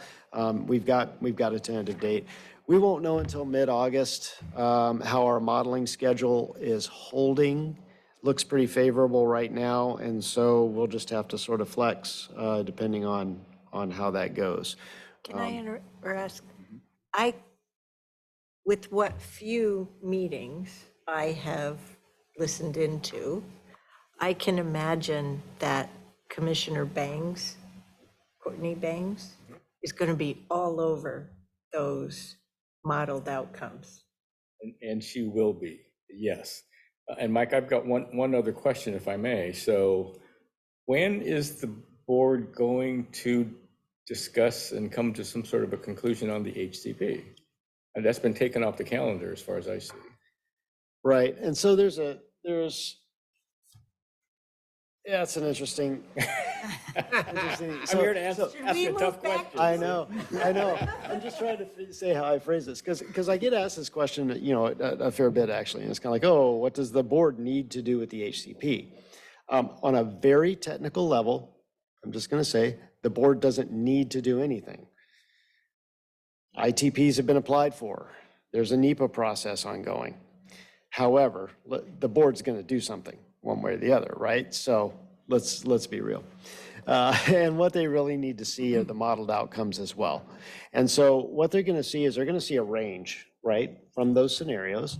And there's going to be whatever their threshold is of, yeah, we can live with this. And let's just face it, it's about the timber harvest volume. That's everything that's dominating the conversation. And so they're going to say, we can live with that, or no, we can't. And if they say, no, we can't, the board wants the HCP. And I think most people want an HCP, yeah. The question is, and they don't want to throw this one off the rails and then put us back to square one. So I don't know what the guidance might look like there. The direction might look like, but I think it would be pretty narrowly defined for us. However, they're going to need to see those model outcomes first. I don't know how it's sort of this thing of like, how do you tell somebody you want to get to X when you don't know what X is in the first place? So there's that. And I expect that, so I think the decisions post-November are a little bit up in the air in terms of them either affirming the current HCP or directing us to make changes. And then when they tell us to initiate rulemaking with the FMP. So irrespective of the dates with these bubbles, at some point between the third and the fourth bubble, do they adopt the FMP before they initiate the rulemaking? Or does the rulemaking need to complete and then adoptions down here? Right. And so in that, they're adopting a rule. And so once they tell us that, like, okay, this draft FMP, and we don't have anything but a draft FMP of some sort. Got it. And they say go into rulemaking, then we go through that whole, which has its own public comment process. They'll give, in our language, we give a thumbs up that, yep, we can live with this FMP. So now go do the rulemaking. Yep. Okay. And so actual adoption of the final FMP rules, not even on this. Yeah. So I imagine that you're going to, I don't know when you're going to release the models and then have the public meetings to go over those models so that lay people like me remain on the journey. Will that happen before or as part of the, the Board of Forestry folks are much closer to this, but the way my brain works is I need some time with it. I need to have it presented to me, and I need the opportunity to both ask my questions and to hear my fellow board members' questions. And then I'll be comfortable in direction or decision-making. Does all that happen with them in one meeting? No, I don't think it does. I think really what it is they're going to have a lot of information that they're really going to sink their teeth to in November or early December, whatever it Which is is. really only about a 3-week time period there, right? Between late December and late November and December. Yeah, exactly. And so I think the earliest that we would actually get anything back from them around direction to us would be the January board meeting, if they can do that. Okay. And so it's a little bit up to them how long they want, how much deliberation they need to give over some of this stuff. But yeah, I think January they come back. And then I actually see a place in March where they come back. I think if talking the FMP context for a second, let's say it, okay, we passed the test for the HCP and they affirm, and they then want to tell us to go into rulemaking with the FMP, they could do that in January. And since the adaptive management plan and the performance measures and those targets are still outside the plan, then come back in March and tell us how to frame this. So they've got more time to consider how they want to balance the plan, as long as they feel comfortable they have a plan they can balance. Okay. So hopefully that works. And we will be getting, like we're doing now, like we're going to be doing with the document, we will be getting the modeled results out in October, well ahead of, probably late October, well ahead of the board meeting though. So again, people have time to spend some time, and we'll have a little bit of a road show with that too. So Chair Harrington, thank you so much for talking about modeling and having time for the public to really digest this modeling before the Board of Forestry really makes a decision. So I appreciate that very much. I really do. Well, and I important. have some things that I'm very comfortable in sharing with all of you, and will illustrate for you the kind of discussions that I have with Commissioner Willie, and where I'm very much on this learning path. So, but I don't want to interrupt the presentation. Well, actually, that's the next steps there. That really concludes our presentation. And so Chair, I we have a couple continue to have questions. some more question and answer, and Yeah. Thank you. Sure. Yeah, thank you for that very excellent briefing. Considering the 2020 fires, especially in the Santiam State Forest, and prime habitat that we feel is no longer prime habitat, will the FMP or the HCP be looking at adjusting the overlay for prime habitat? not currently. That's more of an adaptive management question for the Okay. future. Okay. And there's a lot of mixed results that we get with that. We had some pretty severely burned areas, but it was all patchy and a mosaic up there as well. We have stuff that's not burned. We had stuff that was unburned, within the fire perimeter as well, as often happens, especially with a wind-driven fire like that blowing through. And one of the things that, we had a spotted owl site up there where we hadn't heard spotted owls for 20 years? And there were barred owls, and now there's spotted owls back at it. Okay. So it's, there's some head scratchers around that too. But I think, I was out there the other day for a different reason, and there's a lot of questions wrapped up in where do you go from here with those burned areas? And we tried to address that in our, we redid the Santiam State Forest Implementation Plan, or the North Cascade District Implementation Plan, to address the fires in the short term afterwards. And we tried to walk a line there in terms of how we conducted our salvage activities to sort of speak to this, really the retention of things as well. And, it remains to be seen if we got that, how right we got that. Okay, thank you. On the HCP, can we anticipate greater offsets from riparian areas? In other words, no log areas? This is an issue in Clackamas County because we have some of our terrain has a great deal of riparian areas, and if the no log offset is increased, our potential harvests go down. Are we going to be looking at a more restrictive harvest in those areas? From our you mean from the State Forest HCP in relation to, say, the Private Forest Accord HCP? I think that's the question, yeah. Okay, so the riparian strategies that are being employed there have a lot of similar concepts.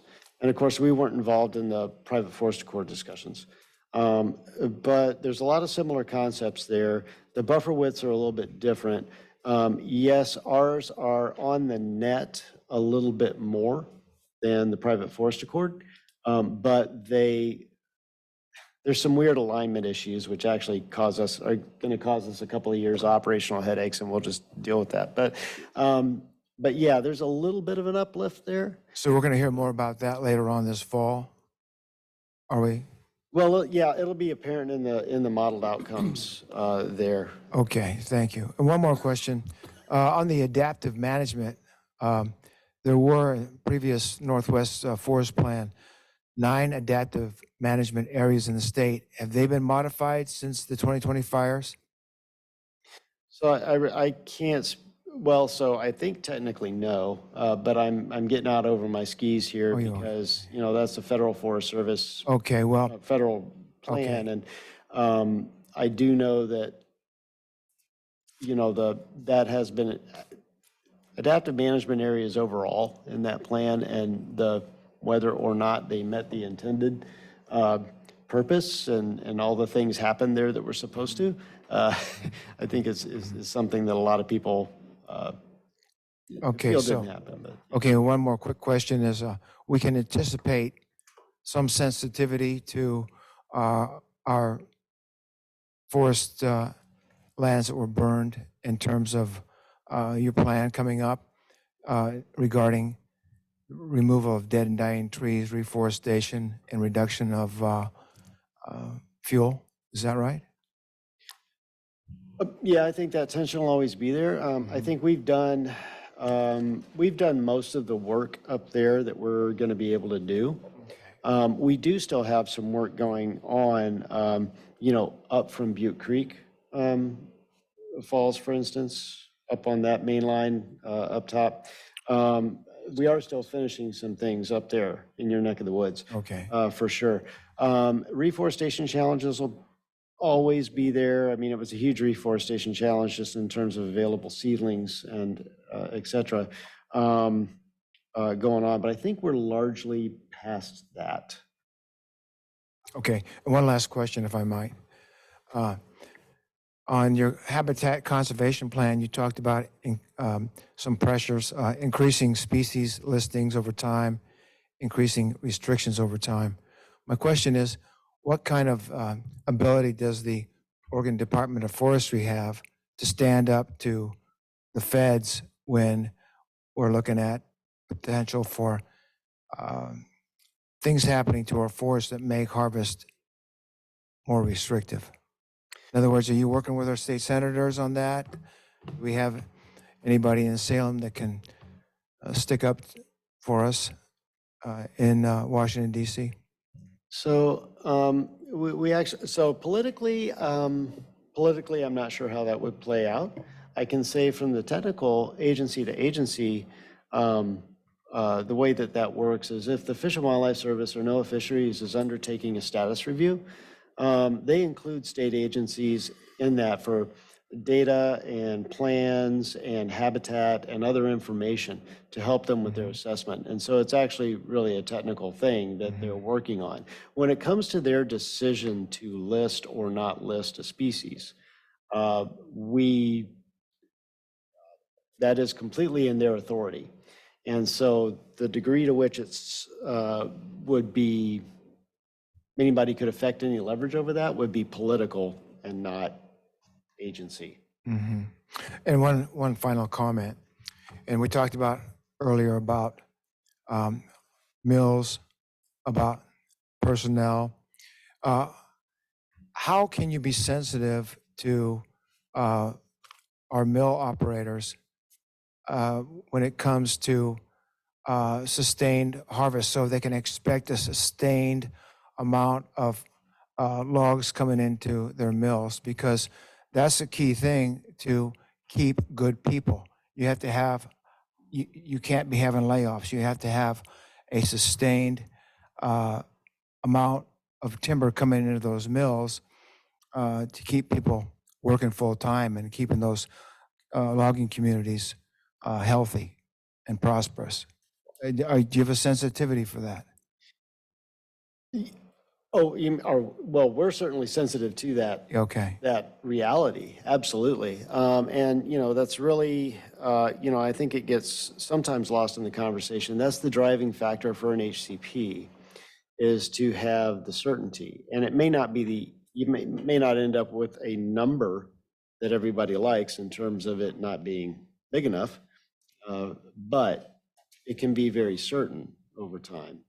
The other thing is, where I really want to work more with our purchasers is understanding and communicating to them the product mix that's likely to come off of our forests. And so when we get into those scenarios and say departure versus even flow, and how do those stands grow out over time? And one of the outputs, that you can derive from the modeling are what are called the log stock tables. So you get a basic species grade type of breakdown.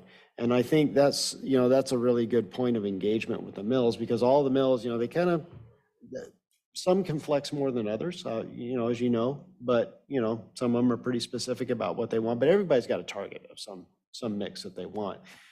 So being able to communicate out, what is likely to be available under any given scenario, I think is important. Okay, well, thank you very much.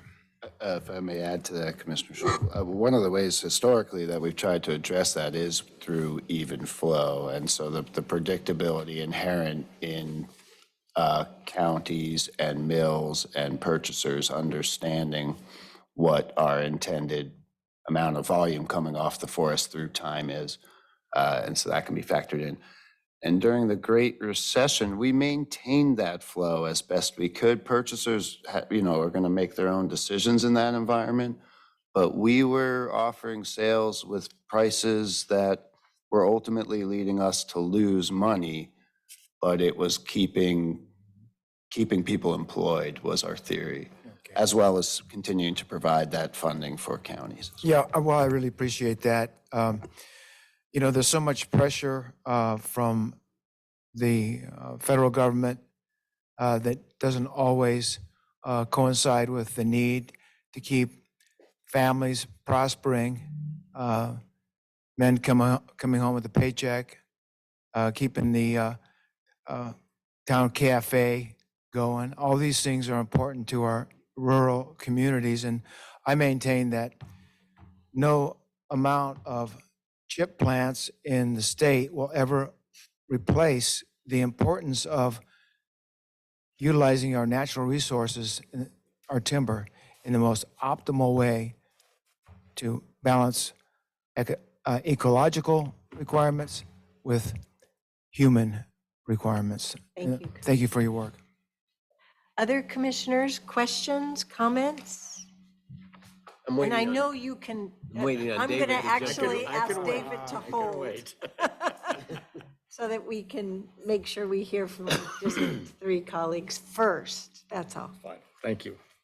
Yeah, David, I don't want to jump in here, but I will say that just in my education curve over the last couple of years in this, it seems like the most contentious part of this process is going to be the modeling, and it seems like we don't have an agreed upon formula even of what that modeling would look like, which would be very helpful if we could all agree on how the heck that works. But we've been given, obviously some widely different numbers in two different times. And so I guess I'm looking forward to seeing what that modeling looks like. But I know that there'll be a lot of question on even how you got there. So I just say that as a comment, I guess. And that's true. Okay. So I'm going to hold my comments until I hear from all of you. Well, from District 3, sorry. Go ahead, Commissioner Trees. There's no particular order, just. I'm just looking at your slide where you talk about the FMP engagement, and you started with the tribal coordination and kind of waterfall down. What were your reactions to the input that you received or frankly didn't receive? Because when I look at the numbers, I'm not sure if I'm thinking, well, that's good or not so good. Open to the public, 5 meetings with 50 to 70 people, that means that there's probably 10 to 12 people there. And were they the same people at all 5 meetings? Or, so what is your comfort level with your feedback that you received? We feel pretty good about it. I mean, yes, we do tend to hear a lot from sort of the same folks. Repeat. And the same folks are interested, right? So they show up, and that's fair. At the same time, I think due to the pandemic and people I think everybody saw an uptick in attendance on Zoom because it was easy and people were home, Accessibility. nothing else to do, I suppose. And so, I mean, hey, great, however we get there. I didn't have that luxury. I don't think any of us here did. But we did enjoy an uptick in that. It was good because we saw some new faces come out of it and all of that. We did actually have a fair bit of response. The number of goals that we have, for instance, shrunk. Some of the common themes that people came back to us with, we were able to respond to fairly well. And some of it really ends up being more around tweaking the language so that because the FMP is still a pretty high level document and it's meant to provide that flexibility for implementation and board space to adjust that direction over time. And so, it's pretty hard to respond in unidirectionally to any given comment. And so it tended to expand a little bit the breadth of what we were talking about and simplify it to some extent. And you're comfortable with when I look at this, I think about the stakeholders that you have sitting around this table, the stakeholders that may be in the room, and then the stakeholder that has a personal vested interest in, just being in the forest. So I was just trying to think about what all those different input levels would be. I do feel that we heard a lot from everybody. Yeah, Okay. I feel comfortable with that. One comment, sorry. When looking at the benefits, since we're talking about the electronic realm that we just came out of, and as we move forward with students and children that are going to be suffering those the electronic issues, but I didn't see health in there, health benefits. So maybe health benefits, science benefits when you're looking down. Okay. We've been good point. We've been shorthanding community well-being and maybe need to spend a little more time explaining what we think that means. And because I think it does in our minds include those, both mental and physical health, of all ages. Right, because when you look at the recreation, you can assume that someone's healthy when they're recreating, but that isn't always the same. Yeah, and that is one of the things that you'll see when the performance measures come out is some of them, are really easy. Timber volume produced, that's a pretty easy thing. We track it down to the T because that's how we all get paid here, right? Okay, and same thing really with anything related to our forest inventory or anything that we measure frequently. A lot of the social pieces are much harder. And it's a real struggle to figure that out. And there's actually going to have to be some development of performance measures. And some of those are the more expensive ones to develop. And of course, the technology is evolving in terms of how we can sort of generate some of the statistics on that. But anything anything around that is very difficult. I think the thing that we've had for a while, that we need to make sure that we maintain is our education interpretation component of our recreation education interpretation program. And we've had, we're really good at getting school kids out to the Tillamook Forest Center. And we really unfortunately, we had a POP that didn't go forward and that was in our agency recommended budget that didn't go forward, that would help us to expand that mission a little bit. And we're going to continue to look for opportunities to do that. And really, but yeah, continuing to engage and get get kids in the woods and be able to educate them. And quite frankly, for our own selfish interests, forestry is not terribly diverse as an occupation, let's, admit that. And it's very difficult to recruit because people have to go to college for that. And so it's an imperative for us to get out there younger and younger and younger, say, hey, look, this is a career field. This is an option. Are you interested? And yeah, it's a huge challenge for us for sure. Yeah, part of our sort of DEI journey has really been about thinking about what do we mean when we say underserved communities, and identifying, the full suite of that. And it includes,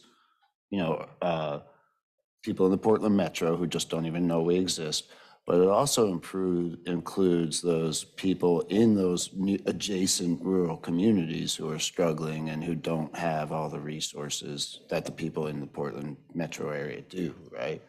And so we're still thinking really hard about what that looks like and learning.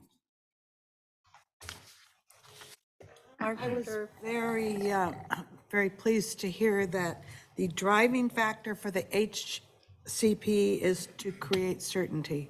And I'm all about the meat and potatoes of it and the paying the bills. And several times y'all stated that what we have to do, let's see, I even wrote it down a couple of times, but we have to pay for the services that we are providing. And, you folks, I've asked this at the State Forest Advisory Committee when we talk about more trails and how are we going to pay for them? I mean, that is for each one of us. And I think that the important thing that those of us who are forest trustland counties, because we need that $1 million is a hell of a lot of money for Columbia County. And we really appreciate receiving that. So the economic benefits for all of us, keeping your jobs, keeping things going. So I liked hearing that multiple times. Thank you. Commissioner Fye? Thank you, Chair Harrington. I don't really have any questions to you all. I just want to express my gratitude for coming here and presenting. I know, Nick, you used the word wonky, but I really think you did a really great job of structuring this presentation, sort of a dump rating. I'm pretty sure you did wash down a lot of languages. But I do have a question for Commissioner Yamamoto. I think what Chair Harrington said about me being new is true. And this area I consider it to be Commissioner Willie's wheelhouse. So I think we've had a couple board discussions that this topic is specifically the HCP. And I remembered, jumping on your website and really looking at the public comments, and remember being overwhelmed of where to jump in and sort of looking through just sort of glancing that report. But so I'm not too much involved in that, other than to say, doing that homework to prepare for the the conversation our board was having. But my question to you is, I'm interested in adding a value specifically for the counties, my county is part of. You talked about the 6,400 acres in Columbia Clackamas in Washington County.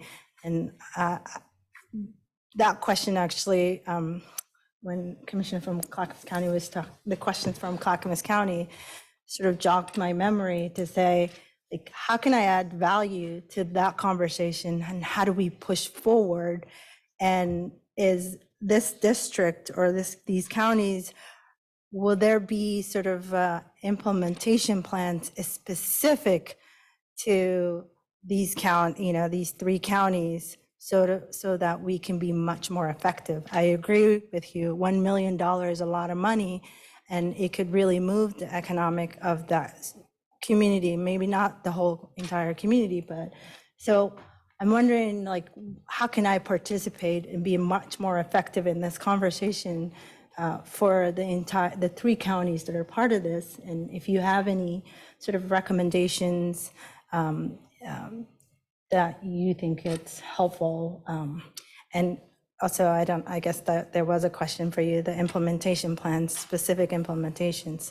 I think one of the notes I wrote down was, specifically the FMP modeling, the different categories you're looking at, the 2 geographic scales, that made me think, hey, wouldn't it be ideal to have a separate implementation plans based on district by district, or I don't know. Can I just pause for 1 second? Is everybody okay for staying another 15 minutes? Okay. Thank you. Yeah, I didn't, sorry, I didn't realize I was like, but. So Commissioner Fye, I'll try to answer your question. I think I understand what you're trying to say, but you're talking about District 3. So when you're talking about Washington, to me, when you're talking about Washington County and Clackamas County in particular, many people think of those as urban counties. And yet really, when you look at Clackamas and Washington counties, there's so much rural area. And Chair Harrington, please, at any time, please just tell me to be quiet if I get out of line here. I am a little disappointed to hear this presentation. It just seems that every presentation, we talk more and more about all the values that come from forests, and there are so many values that come from our state forest lands. It's absolutely the case. But it seems like every time we have this discussion, we talk less and less about the social and economic benefits of forestry. In Washington County, the western portion of Washington County, Tillamook County, let me back up. So we do get a lot of timber revenue. Over 80% of our timber revenue goes out to 20 special districts within Tillamook County. And I know Washington County is the same way, especially in western Washington County. You've got school districts and special districts in western Washington County, which could be devastated by less and less timber harvest. So those are areas that I would ask you to become more involved with. I think that can say a lot. And so I've been having conversations with our school districts in Tillamook County. They asked me to come to present to the board. And so Chair Harrington, initially you talked about the pipeline of wood.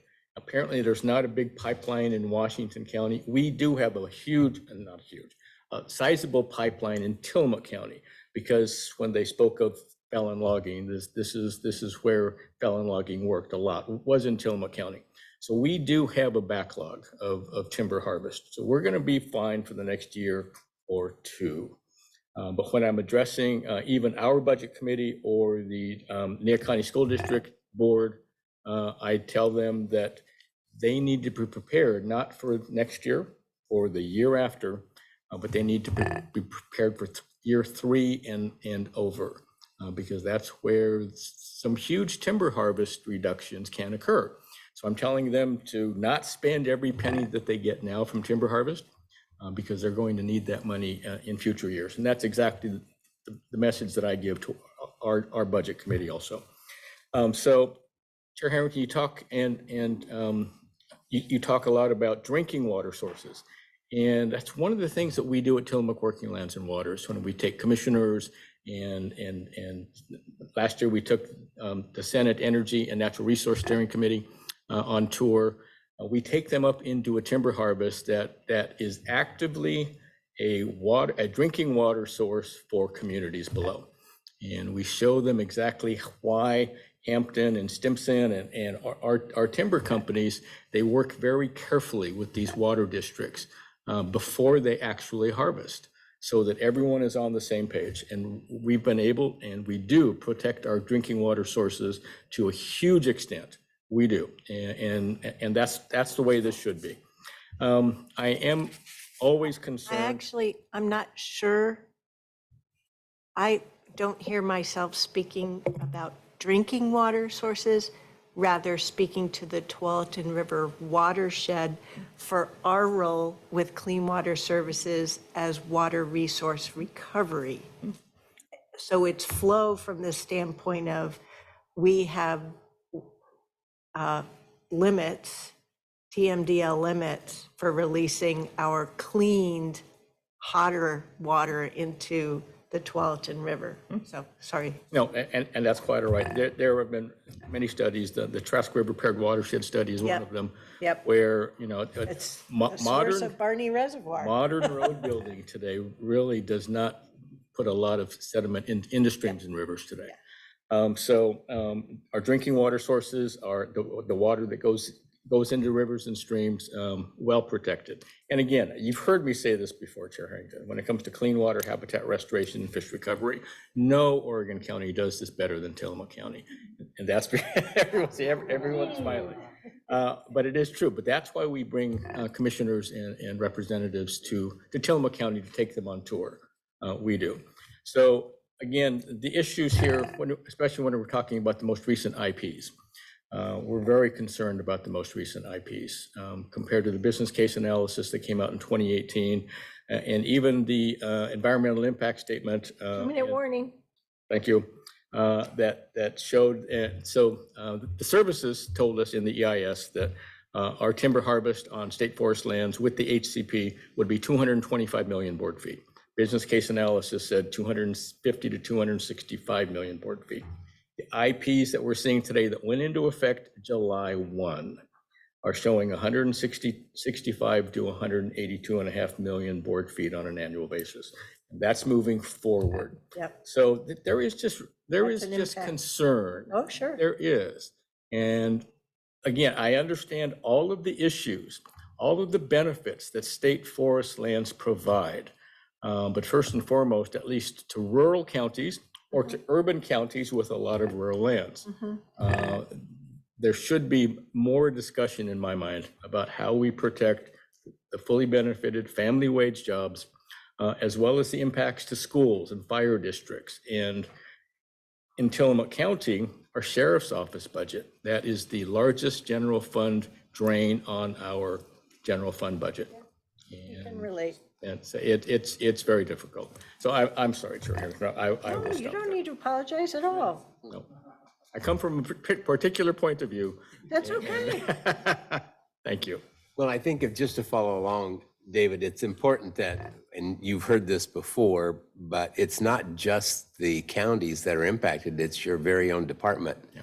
And so I'd be interested, I guess, to ask you, what are you going to do when you run out of money, just like our counties are running out of money? And so first of all, that is the crux of it. It's like, what is that number really? And we have the IPs and all of the modeling to date is all modeling period has these problems and we try to adjust. And so that's why the numbers coming out this fall are going to be really important. They're going to be the best set that we have so far. And that's really where the decision is going to end up being made. That's the test that the board has to put it to. That being said, so we're doing a variety of things internally. One is we're looking strategically at the work involved in implementing the HCP and coming up with sort of tactics that we would use as priorities in dealing with a budget shortfall. And it's really pre-work that kind of benefits us in any case, just because our fate rises and falls with the market. In this regard, like with the Great Recession, clearly. But we also, there are some things going on that are starting to bubble up, and I do not have the details on this. But, Governor Kotek, in her response to some of the coastal county legislators who wrote her letter of concern about the HCP, indicated that, she wanted to have a discussion about county funding and agency funding, specifically state forest funding, and was going to be rolling out something. I don't know what it looks like yet. I haven't seen it. Personally, I am hopeful in that possibility because I do see, whether it's a lawsuit, whether it's an economic downturn, whether it's our implementation of an HCP, whatever it is, anything that reduces harvest volumes or anything that reduces those values, it's destabilizing for both you all and for us. And we really need to get beyond that because it puts us in a place that's really been untenable for a long time. It's just we've always managed to put a Band-Aid on this thing.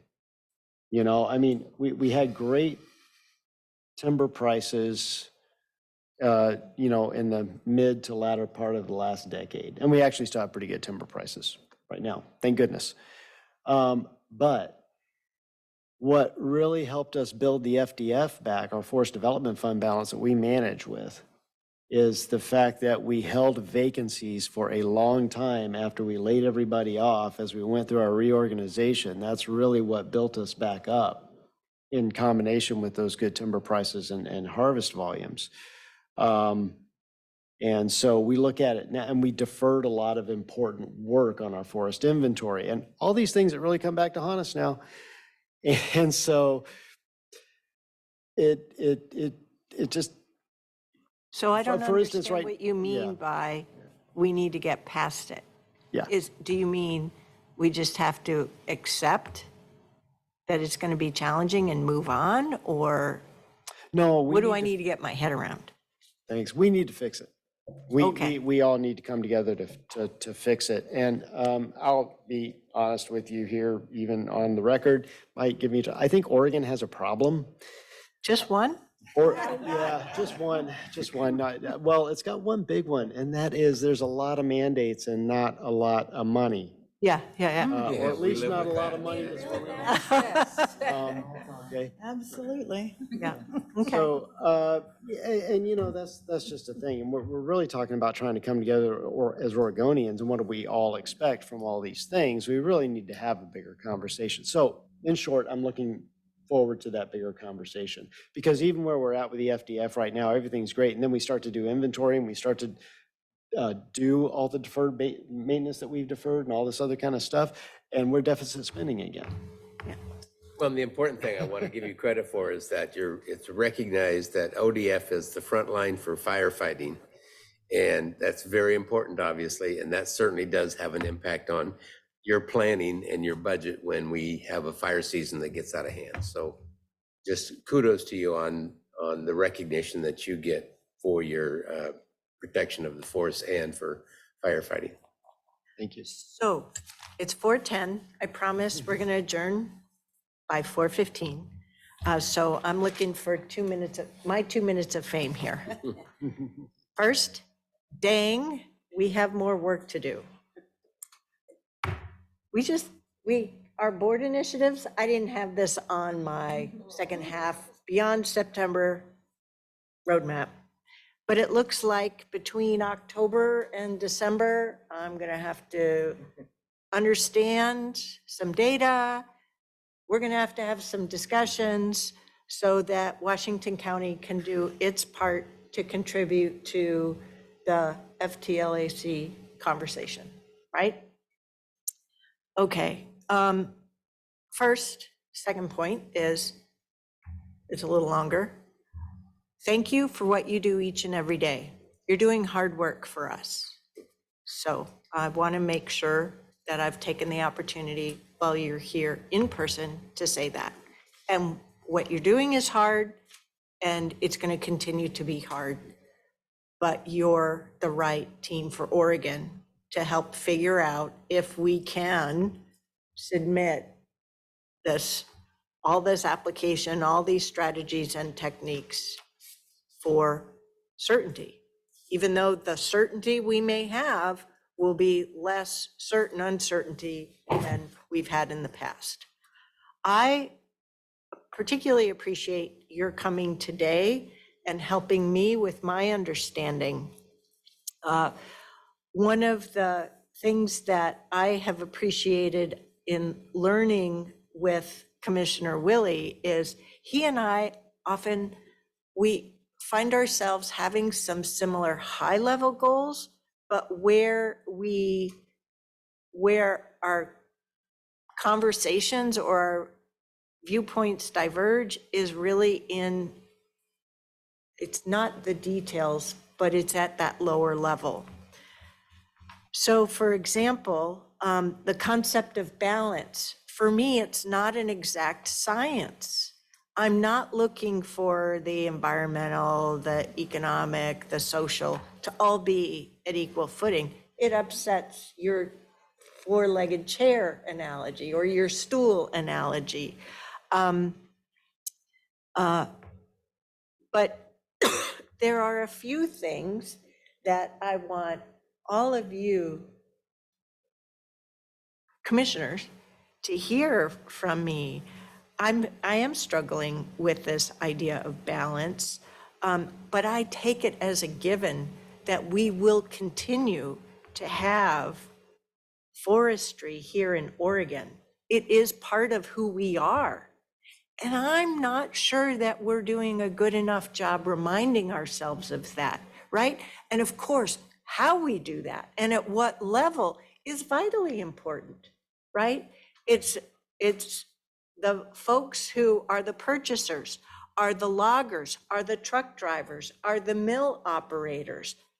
They far better understand the specifics of this than I do. And I'm counting on them, and I'm counting on these conversations. But I will continue to stay at that general level, knowing full well there will be these deep, specific conversations. But the Oregon I want to continue to see is one where we continue to have a healthy, now I know that's in quotes, a healthy timber industry. I, over these last 5 years, have learned a lot from my colleagues, my commission colleagues across the state. So I can better identify with the scope of change that all counties are experiencing. I mean, geez Louise, the state legislature just cost us $250,000, just like that. It's not going to help our workforce with the benefit change they made. It's not, but they did it anyway because they could, and it doesn't cost them a dime, but it sure costs us year over year over year. So I went over my 2 minutes. Thank you very much. I'm cutting myself off, but that's really what goes into the kind of conversations that Commissioner Willie and I have one-on-one, that we have as a board, that my very patient colleagues put up with, and that he's trying to make sure in the CFTLC District 3 conversations and beyond, that we are staying connected, that we're not being silent.